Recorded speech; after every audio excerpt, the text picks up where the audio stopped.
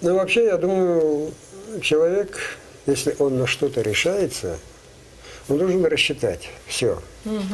И брать самую высшую планку. У меня самый большой страх был, что я не выдержу, что я опозорюсь.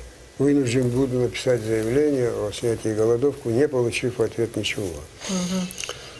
Это, кстати говоря, он в фильме тоже как-то отразили, фильм Мустафа, который запретили русские.